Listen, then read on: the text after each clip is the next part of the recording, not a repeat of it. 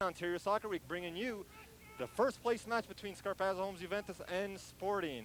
After 45 minutes, we have seen lots of challenges, but no goals to this point. Still tied at 0. We're going to have, as we glimpse into this match, we're going to break away for a throw-in or something. Then we'll get into the starting lineups for both sides. Enough to say that this has been a very tight affair, and both teams really looking to win this one. Not only for first place bragging rights, but also it could mean the difference in the playoffs. This seems like a good chance. Let's go through the starting lineup for Sporting. All right, for Sporting, playing the number 1 is Marty Braga. Number 2 tonight, Joe Reno. Number 3 is Steve Morano. Number 4, Fern Bernardino. Number 5, Steve Vidal. Number 6, Tony Lorea. Number 8, Michael Stewart. Number 9, Rodney. Romaine, I guess. Well, it's hard to read their coach's writing. Number 10 is Mike Bastos. Number 11 is Steve Costa. Number 12, Troy Windover. Number 13, Nelson Cabral. Number 14, Sean Walsh. There's a good Portuguese name for you. Good through ball, sorry. Wow, challenge by goalkeeper Landon. Looks like he might be injured. We'll finish off with the starting lineup for Sporting, but it does look like Landon's injured on that play. All right, while we're waiting here, number 15. Joe Muchachito. Joe Muchachito playing an excellent game tonight. Number 16, Manny Mendez, also all over the field tonight. Number 17, Vic Mendez. Number 25. 25 is Peter Simolero. And number 68, Tony Simolero. Another family connection there. Indeed. Unfortunately, at this point, Landon still down, and that is important for Scarpazza because he has been that key defensive person who's really stabilized the whole team. Landon's still down. The collision didn't look like it was a one-on-one. He landed on his head, so smashed it pretty badly. Looks like you got a little better look than I did, and let's hope there's no blood on this one. As I said earlier, Steve Landon's still down. And we're going to hope he comes to. Still only having played maybe 2 minutes in this second half. Phil, did you catch any of the Women's World Cup at all? Lots of it. Yeah. Unfortunately, I didn't catch the last game except for the penalty shots, but it was fabulous. Well done. Well done for the States. The amount of people that they attracted was just mind-blowing. Eh? Almost as much as we do here. Yeah. Once again, we don't want to humor the situation at this point. Again, Steve Landon, goalkeeper, down as we just try and maintain you folks at home on top of the situation and somewhat entertained, if we can. Maybe we can go through the Scarpazza Homes lineup. Maybe I will, since it looks like Landon is certainly conscious, I hope. Seems to be moving slowly. But he did make, as you said, he made a quite strong collision with the ground. First Scarpazza Homes in goal, and the person we're watching right now, Steve Landon. Number 3, Peter Furtado. Number 4, Peter Sivan. 7, Mike Franco. 8, Adam Lewis. 10, Rick Popazzi, who's sitting out. And all around cheer and applause for goalkeeper Landon. 13, Jeremy Armstrong. 14, Dan Franco. 15, Craig Spencer. 16, Ryan Poser. 17, Jamie Douglas. 19, Marco Miranda. 20, Steve Douglas. 24, Todd Boyce, and 22, Drew Boyce. And we certainly hope that Landon is well enough to continue playing. Certainly that would be, and it looks like he will stay in. He's certainly a fighter, not a goalie who does give up too easily.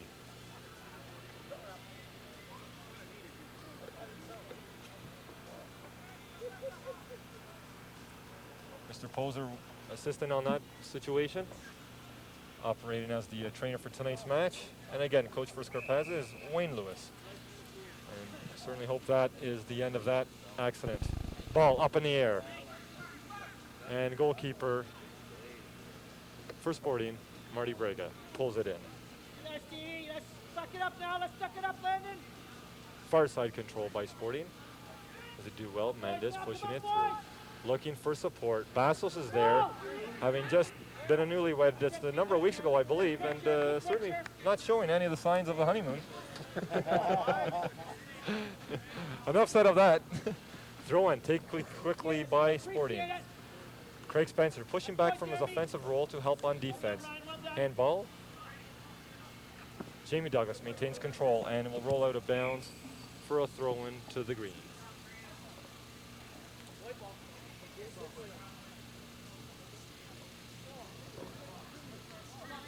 And it looks like a throw-in to free kick to be taken by the black and white Juventus side.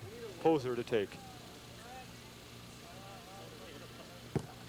Long ball looking right down the middle, trying to find Drew Boyce. Jeremy Armstrong, as we said at the intermission, playing a superb match at this point. Armstrong pushes through the middle. Feed through by Douglas, Steve Douglas there. Drew Boyce touches it. It's tough right down the middle. Feel free to intercept, guys, and say what you feel, because this really is a difficult match to call, as they really play ping pong right down the middle. Poser looking for Jamie Douglas. Has Spencer to his right. Douglas puts it high. Allen almost chips it in. The brothers Douglas pass that one around. Looking for Craig Spencer at the edge of the 18. Will try to fight and keep it in. Does well to do so. And may win a corner kick. No, it is a goal kick. Gentlemen, maybe yeah, go ahead. I'm just going to say, Phil, you mentioned earlier about 100% effort from a couple of individuals, but what I've seen here tonight from the faces of these young men is 100% effort everywhere on this field. Excellent. It really is a game that's been hyped up as much as it is.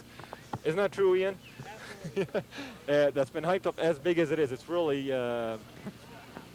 making everyone's time, and it's definitely your money's worth is what I'm trying to say. we leave it at that. Lewis again in the back four. Spencer trying to chip it, trying to pull it away as he runs with it, but can't maintain possession. Well intercepted by Franco. Finds Steve Douglas, who's looking for support. With the outside of his foot, finds Drew Boyce, who pushes it wide. And again, Sporting seemed to be the shadow of Scarpazza tonight, everywhere. Right through the middle. Well defended again, Lewis. Strong game in defense. Jamie Douglas.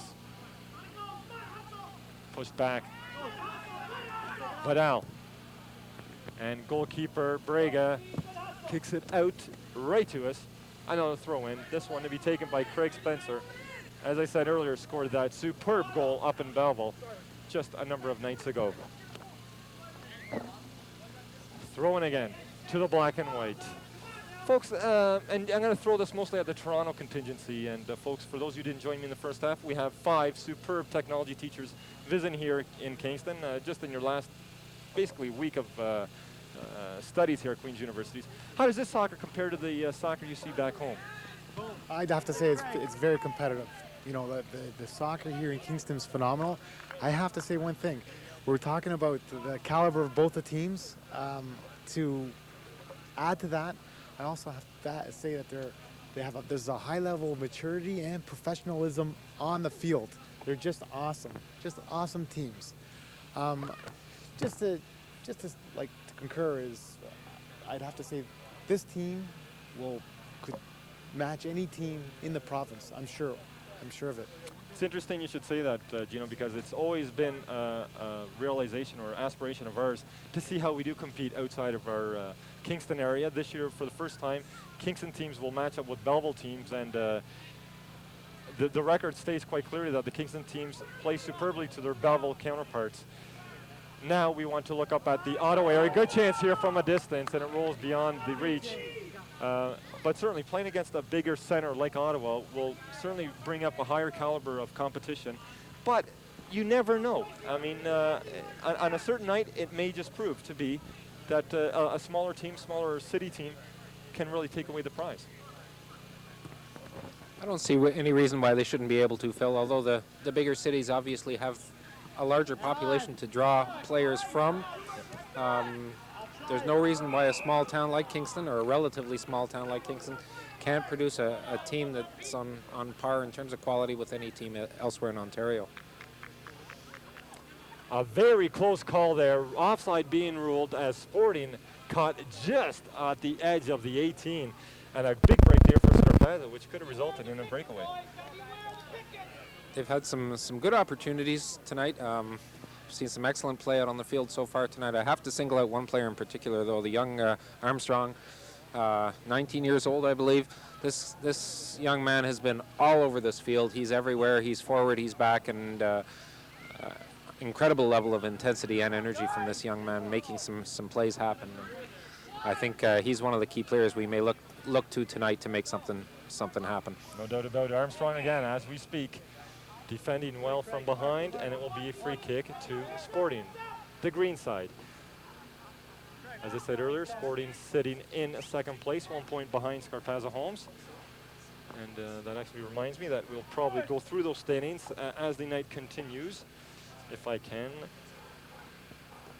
Guys, don't leave me here. Just call it as you see it. And, you know, maybe I'll give you a chance in the next intermission to, once again, extend our invitation for next Tuesday. Well, once again, this is just another reminder. We're interns here at Queen's University, the Faculty of Education, Tech Studies program. Just another reminder, it's on July 27th, 1999. The time will be 11 a.m. to 2 p.m. It's going to be at Duncan MacArthur Hall, the Faculty of Education at Queen's University. I'd just like to read you just a little brief outline that we have here. Sometimes good things come from a challenging situation. With all the negativity surrounding education today, these educators are anxious to exhibit their hands-on classroom projects.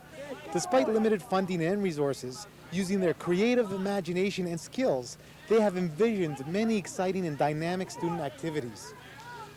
This exhibition will feature many interactive displays, will appeal to students, parents, teachers, and the community members curious about education's approach to the new millennium. Once again, there will be a barbecue lunch available. All is welcome. The more the merrier, and it should be an enjoyable time. Well, let's be honest, you know, dancing starts when? Afterwards. After, yes. Celebration after 2 p.m. Once again, Gino Quadrini, along with 4 other technology teachers here taking some training at Queen's University and enjoying the last 35 minutes. Good chance here for Drew Boyce from a distance. Cracks it right at goalkeeper. For Sporting, Marty Braga. First big chance for Scarpazza here in the second half.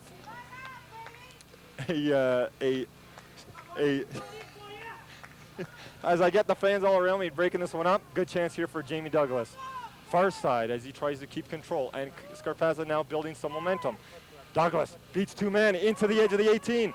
Cannot find any support. Drew Boyce pushing it through. No. Defended by Sporting. Another big chance broken up. Lewis reads it well. Challenge through the middle. Oh, good chance here for Sporting.